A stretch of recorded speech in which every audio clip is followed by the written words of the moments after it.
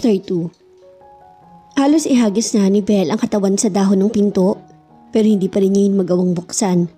Bahagya pa siyang napaigtag na maramdaman na may mainit na palad na pumigil sa isang braso niya. Stop! Pigil ni Callum sa ginagawa niya. Nakagat niya ibabang labi. Pero dumali ang matinding takot sa buong katawan niya. Paano siya magpapalipas na magdamag sa ganong kalimig na lugar? Ni walang bubong na maaari niyang masilungan man lang. I'm sorry, parte ito ng kamalasan ko. May taong gustong sumira sa akin kaya nangyari to. Sorry na damay ka patuloy. Malabig na tugon ni Callum at naglakad na pabalik sa dating pwesto nila kanina. Ha? Naguguluhang sumunod naman siya rito. Hindi ka man ba nag-alala sa pwedeng mangyari? May dapat bang mangyari? Anito at lumingon sa kanya. Agad na nag-init ang mga pisngi ni Belle at nag-iwas ng tingin.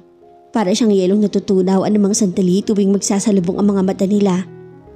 Wala, kasi alam mo na malamig dito, paano tayo lalabas? Nasaan ang cellphone mo? Anito.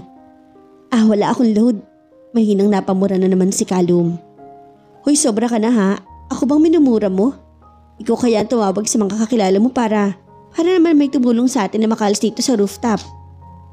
Nasa kotse ko ang cellphone ko. Napapalatak si Belle. Ang mga mayayaman nga naman. Naiiling na bumalik na siya sa dating pwesto at muling sumalampak ng upo.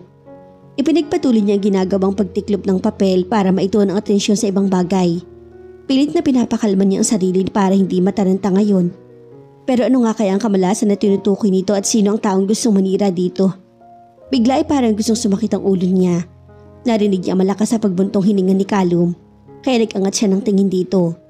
Nakita niya itong nakaupo sa isang mahabang bakal na nagsisilbing harang at tila may malalim na iniisip. Wala pa rin tong damit.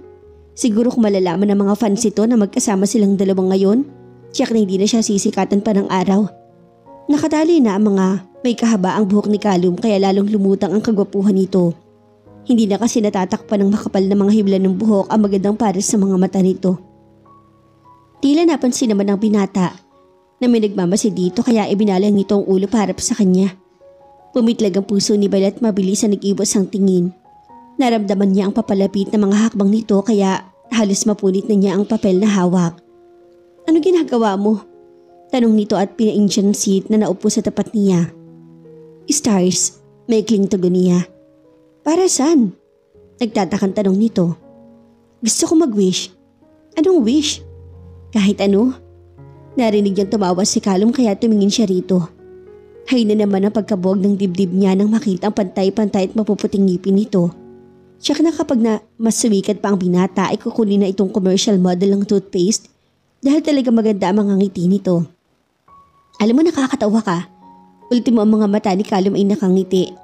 At kahit hindi dapat ay parang bumirit ng isang mataas na kanta ang puso niya na walang kahit isang piyok dahil sa simpatikong ngiti nito.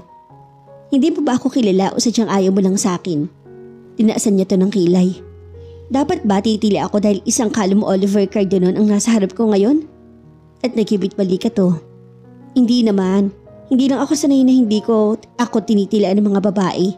At saka dapat umiiyak ka na ngayon dahil natrap ka dito sa school rooftop. Napalabi naman si Belle. May mangyayari ba kung iiyak ako? At saka magdamit ka nga. Hindi ka ba nilalamig sa lagay na yan? Gaga, ikaw nga kanina pa nag-iinit dahil pa titig mo sa abs niya. Sigaw ng kabilang bahagi ng isip niya. Naiwan ko sa ibaba ang t-shirt ko. Grabe, pati ba naman t-shirt na iiwan mo pa sa kotse? Yung totoo, may Alzheimer's ka ba kaya nakakalimutan mo ang lahat? Diyos me, baka naman sa sunod Voxer or Brief na ang makalimutan niya.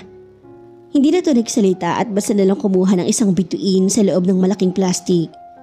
Kung tutulong ba ako sa paggawa ng mga stars, matutupad din ba ang wish ko? Tanong nito. Saglit naman na napaisip si Belle. Makikiagaw ka pa sa wish ko.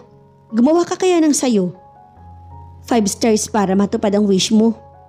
Ha? Halos malaglag ang mga pangang bulalas nito. Oo na, alam niya na iniisip nito para siyang paslit dahil naniniwala siya sa mga ganong bagay. Sa halip na magsalita ay binuksan niya ang malaking bag na dala at kumuha ng isang malaking t-shirt sa loob. O, isuot mo muna at baka mangisay ka na sa sobrang lamig. Wika niya at inabot kay Callum ang damit niya. Nagulat naman ito at hindi agad nakahuma. Kung hindi pa niya ibinigay sa harap nito ang damit, hindi pa nito magagawang ikurap ang mga mata. Kinuha nito mula sa kanya ang damit at isinuot agad yun. Bandang huli natigilan si Belle nang mapansin na kapareho pala ng suot niyang t-shirt ang suot nito. Couple shirt yun na nakatuwaan niyang bilhin sa isang mall nung nakaraang linggo. Siya naman ngayon ang napamura ng ilang ulit sa isip at pilit na nag-iwas ang tingin kay Callum. Pilit na tinakpan niya ng palad ang kulay pulang puso na nakadesenyo sa tapat ng t-shirt niya. Nakakahiya. Baka isipin pa ng binata na may gusto rin siya rito kagaya ng iba. Kung marami kasi ang nakakagusto rito, siya naman ay medyo inis. Mayabang at playboy kasi ang tingin na kay Callum. Marami rin siya naririnig na hindi magandang balita tungkol dito. Sa pagkakaalam niya, sa bawat sikat na campus ay may girlfriend to. Parang pagpapalit lang ng damit ang pagpasok nito sa isang relasyon kaya naiinis siya rito. Thanks. Tulad nito. Belle, tumango lang siya at plano sanang ipagpatuloy ang ginagawa. Pero bigla siyang natigilan. Kilala mo ko, hindi ba kapaniwalang naibulalas niya? Paano? Saan? Kailan at bakit? Mabilis na tumango si Callum. Ipinakilala ka kaya ng MC kanina bago ka kumanta. Napalis ang kapirangot na tuwang naramdaman niya. Ang buong akala pa naman niya ay talagang kilala siya nito. Kahit naman inis siya sa binata ay nakakataba pa rin ng pusong malaman na kilala siya ng isang baguhang celebrity. Pero tinangay na ng malakas na hangin ang namumuong tuwa sa dibdib niya. Kaya lang naman pala siya nakilala nito dahil sa palpak na performance niya. Wag mo na lang ipaalala. Gusot ng ilong na sabi ni Belle. Naaliw naman na tumawa to at pinigbustan siya habang ang siko nakatukod sa ibabaw ng hita nito. May ilang minuto rin marahil itong nakatingin sa kanya bago siya nagkaroon ng lakas ng loob na sawayin ito sa ginagawa. Ano ba? Nakakapalambot na mga tuhod ang mga titig nito. Pakiramdam tuloy niya ay nasa loob siya ng isang aquarium at nanliliit habang nakatitig to sa kanya. Alam mo ba na masama ang tumitig sa ganyang ibang tao ha? Masama ba? Wala naman akong ginagawang masama parang inosenteng paslit naman na saad nito. Napailing si Belle. Wala pa nga isang oras na nakakasama niya si Callum parang naging magulo na ang mundo niya. Narinig niya tumunog ang message tone ng kanyang cellphone kaya hindi na niya pinansin pa si Callum. Kinuha niya ang cellphone sa loob ng bag at agad na binasa ang mensahe ng mga kaibigan. Mukhang may emergency dahil halos sumabog na ang inbox niya sa dami ng mensaheng natanggap. Jai, mga bakla, nasan kayo? May chika minute ako sa inyo. OMG, isang tumataginting na OMG bakla raw. Si Callum? O hindi, ang iniirog ko na chismisan na bading. Hindi ito maaari, tatalon ako sa Mount Fuji kapag totoong nabalitaan ko. Maging ang iba mga kaklase ni Belle ay nag-text na rin sa kanya. Tutup ang bibig na napatayo siya at hindi makapaniwalang binasa ulit ang mga mensahe sa cellphone niya. May problema ba? Nagtatakang tanong naman ni Callum. Tumayo na rin ito at lumapit sa likurin niya. Napaigik siya nang tumama ang noon niya sa mismong dibdib nito nang pumihit siya paharap dito. Hindi makapaniwalang pinagbasta niya ang binata. Hindi nga maaari. Mula ulo hanggang pa ay lalaking lalaki to kaya paano siya maniniwala sa chika minute ni Jai. Hindi niya kailanman iniisip na magiging bakla to. Walang masama sa pagiging bakla pero si Callum, utang na loob, ipupusta niya ang mga bilbil at taba sa katawan at hindi to bakla. Iniharap niya kay Callum ang screen ng cellphone para ipabasa ang ilan sa mga text message na nabasa niya. Bakla ka raw? Bakit ba pakiramdam ni Belle ay guguho ang mundo niya kapag sumigaw to ng Darna sa harap niya ngayon? Hindi. Nakikisimpatya lang ako sa kababaihan na magduluksa ngayong oras na umamin niya si Callum. Kumibot ang mga labi ng binata at masusing pinagbastan siya. Tila hindi na ito nagulat sa sinabi niya. Parang tinatansya lamang kung anong isasagot sa tanong ng bayan.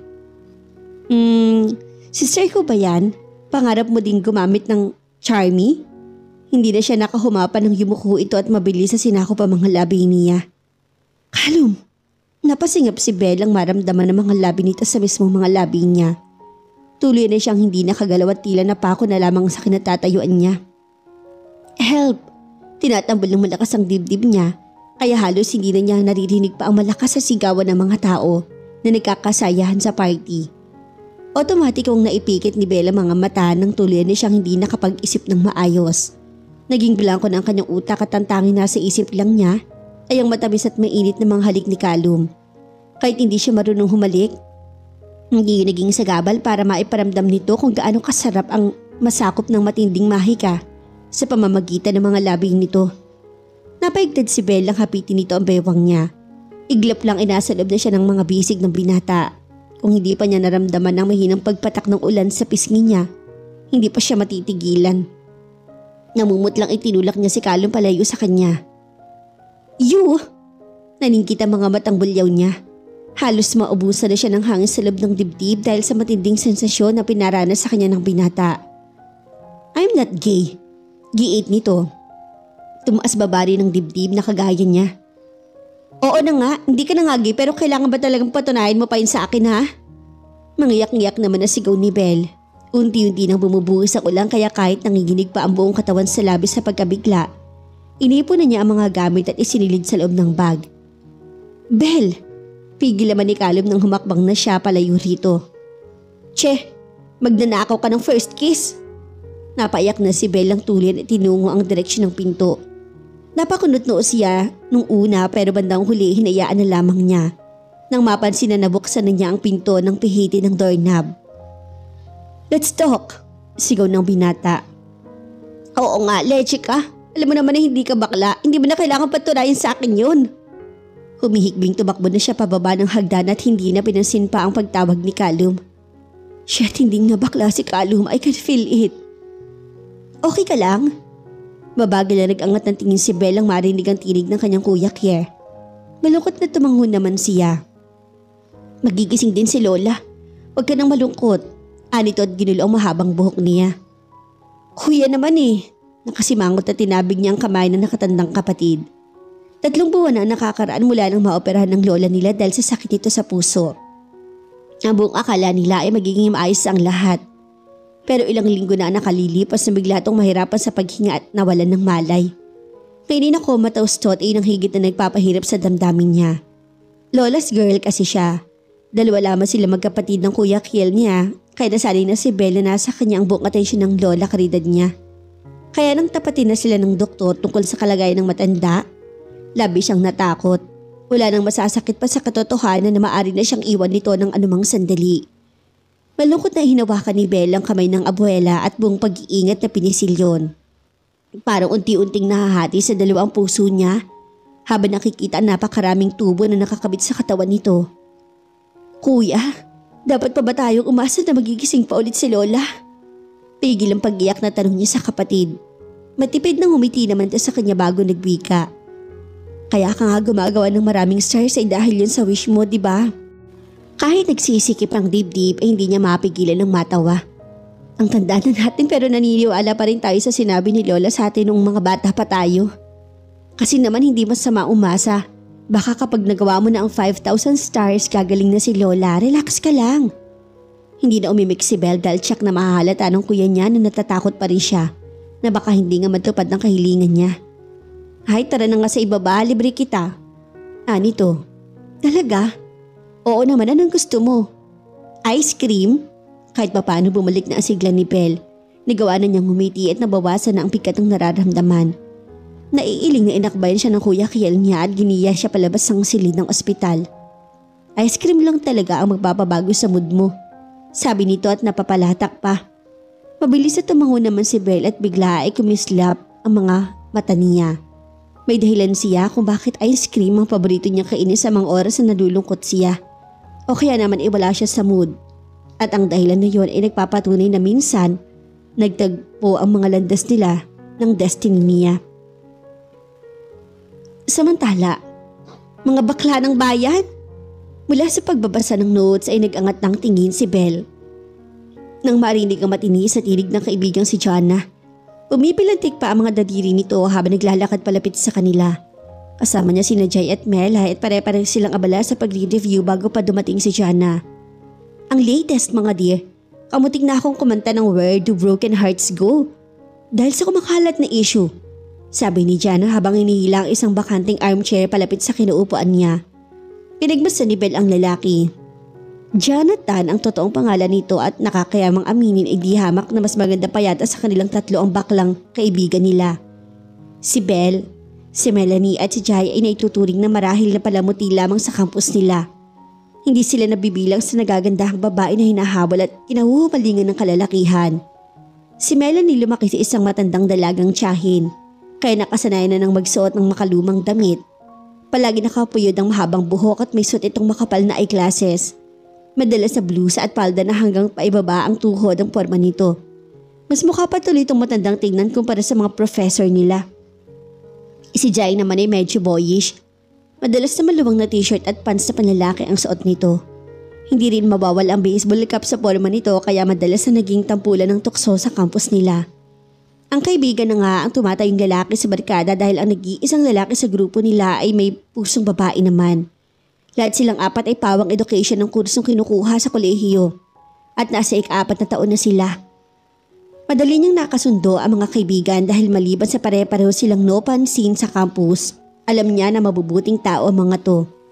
Teka nga, bakit ba bigla kayong nawala sa party nung isang araw ha? Nagtatakang tanong ni Belle sa mga kaibigan. Hindi kasi niya nakita ang mga to bago pa at pagkatapos ng palpak na performance niya. Gagaan dun nga kami, ani Jana. Napansin ni Bella naging mailap ang mga mata nito na animimay kung anong sekretong tinatagos sa kanya. Maging sina Jai at Melanie ay pawang hindi nagsalita. Napailing siya at kinurot ang kaliwang braso ni Jana. Umamin ka Jonathan, may tinatago kayo sa akin. Amoy na amoy at wag nang mag-deny. Nakakunot noong turan niya. Ouch! Wala kaya? Aray! Napaagik ito dahil mas diniinim pa niya ang pagkurot sa braso nito. Wala? Wala talaga. Wala nga eh. Angal nito. Tumango na lamang si Belle at bahagya ng lumayo rito. Kilala niya si Jana. Kahit kurutin pa niya ng pino sa buong katawan hindi pa rin naamin sa kanya. Hintayin na lamang niyang araw na kusa magsalita ang tatlo kung totoo man na may inililihim ang mga sa kanya. Pero teka nga, maiba tayo ng usapan. Totoo ba ang kumakalat na chismis na bakla si Calum? Singit naman ni Jai. Paborito nito ang Cyclops at nangako na nga to na bibili ng 4 na kanta nito kapag na-release na ang pinakaunang album ng banda. Hindi totoo yan. Maamoy ko agad kung totoong miyembro nga ng federasyon at tili naman ni Jana. Oo, hindi totoo yan. Dahil basta alam ko. Natutup ni Belle ang dibdib dahil sa biglang naisip. Malay ko naman, asik niya sa mga kaibigan.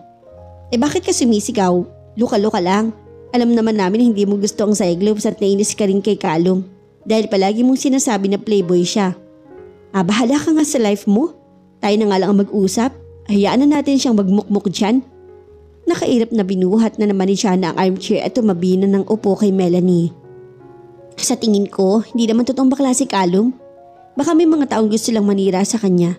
Sabi ni Melanie. Daig pang abogada kung ipagtanggol ang iniidolo. Kahit tipikal na mahanang ang ayos at forma nito ay parang teenager naman na kinikilig. Tubing nababanggit ng bandang Cyclops. Tama yan, Mari. Sumangay naman ang magaling na si Jana. Pero may mga nakakita daw kay Calum sa restroom ng mga lalaki at may kasama siyang bakla. Ani Jai. Alam na ni Belle ang tungkol doon dahil iyon ang balitang bumungad sa kanya kanina sa pagpasok.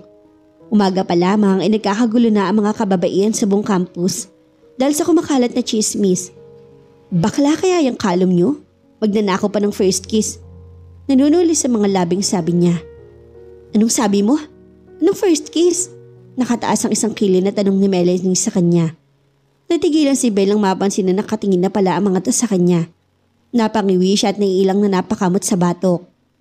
Wala. Parang may narinig talaga akong sa sinabi mo eh.